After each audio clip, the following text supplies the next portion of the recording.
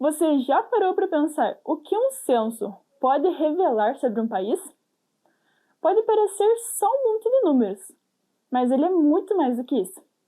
Um censo mostra quem são as pessoas, como elas vivem, o que elas falam e como elas se identificam. A Ucrânia fez o seu primeiro e único censo depois da independência em 2001. Foi uma espécie de fotografia do país depois de 10 anos da dissolução da União Soviética. E é a partir desses dados que nós conseguimos entender o que acontecia na Ucrânia e o que a Rússia tenta esconder e distorcer até os dias de hoje. Esse censo ainda é usado para entender a população ucraniana, porque desde então, por conta da guerra e da instabilidade, a Ucrânia não conseguiu fazer outro. E é exatamente por isso que ele é tão importante e tão incômodo para a propaganda russa. Em 2001, a Ucrânia tinha mais de 48 milhões de habitantes. Quase 78% das pessoas se declararam ucranianas. Cerca de 17% se identificaram como russas, ou seja, a maioria esmagadora era ucraniana. Questionadas sobre sua língua materna, ou seja, a língua com que cresceram, cerca de 67% responderam ucraniano e 29% responderam russo. Mas temos um ponto muito importante aqui. O fato de tanta gente falar russo não significa que essas pessoas se identificam como russas ou querem fazer parte da Rússia.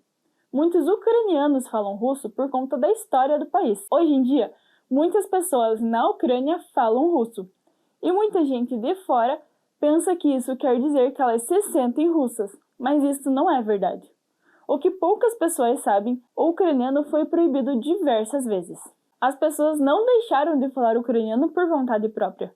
Elas foram forçadas a isso. Tudo começou ainda no século XIX, no tempo do Império Russo. Naquela época, o governo czarista via o ucraniano como uma grande ameaça. Eles achavam que se o povo ucraniano tivesse a própria língua e a própria cultura, poderiam querer independência. E foi aí que começaram as proibições. Essa política de repressão não surgiu do nada.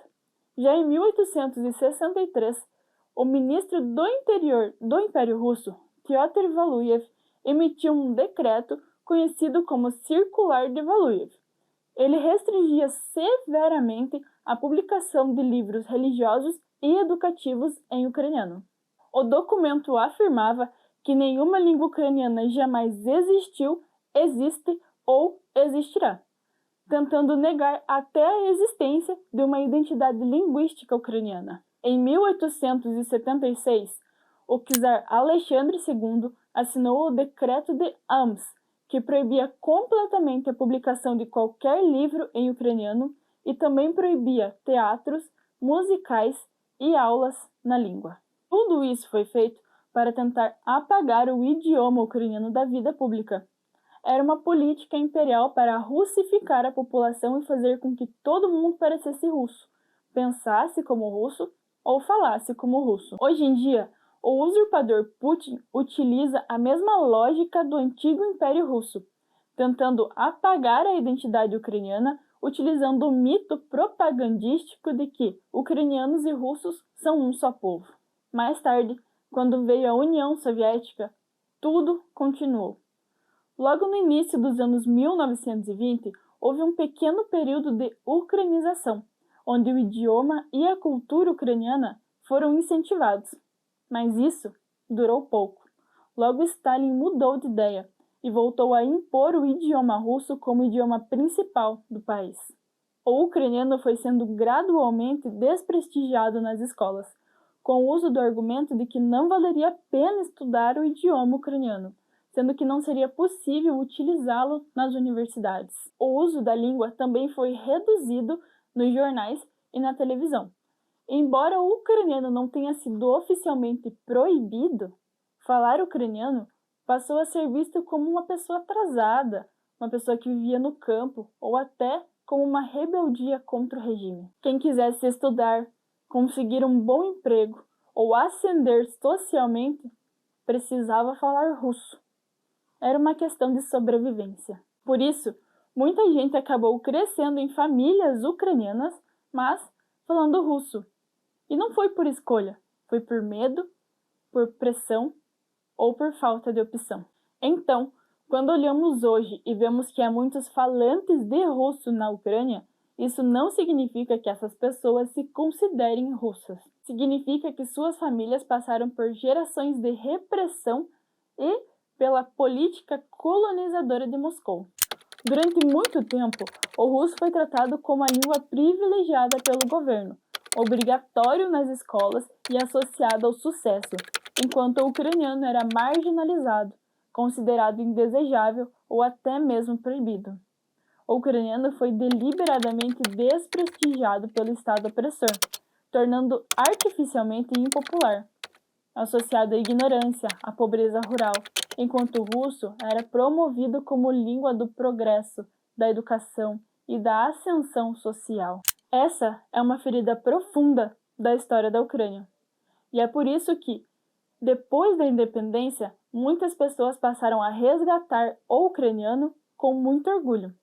Não como uma obrigação, mas como uma forma de resistir, de dizer nós existimos.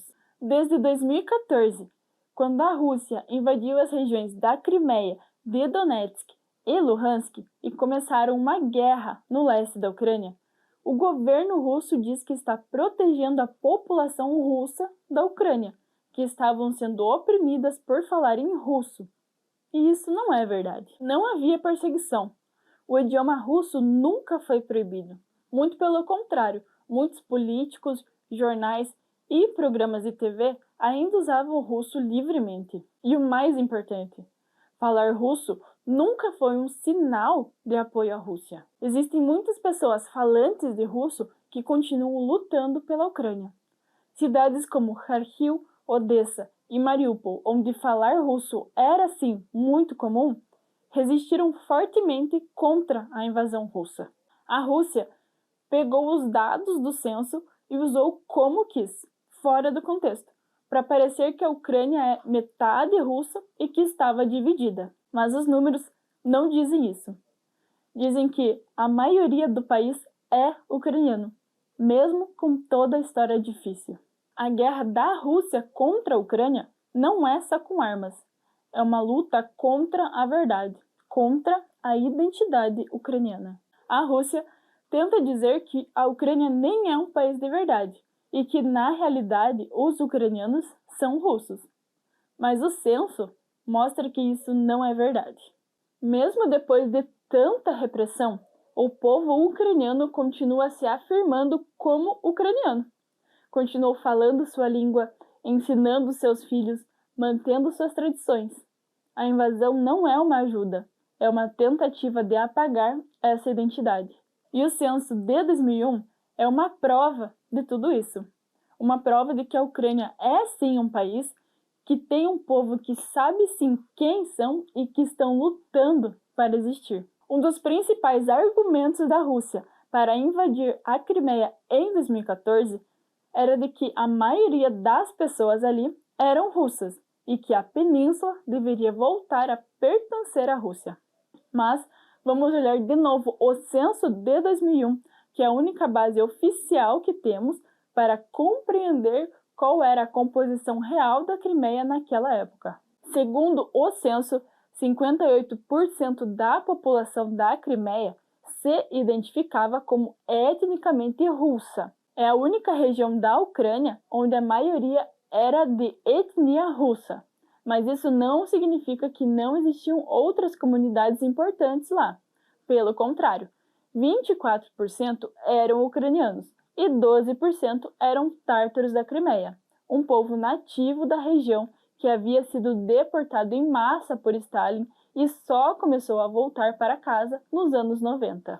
Ou seja, a Crimeia era uma região multicultural e complexa, e não uma mini-Rússia. E mesmo entre os russos que viviam nessa região, muitos não queriam fazer parte da Rússia. Eles viviam em paz, falavam russo livremente e estavam integrados à Ucrânia.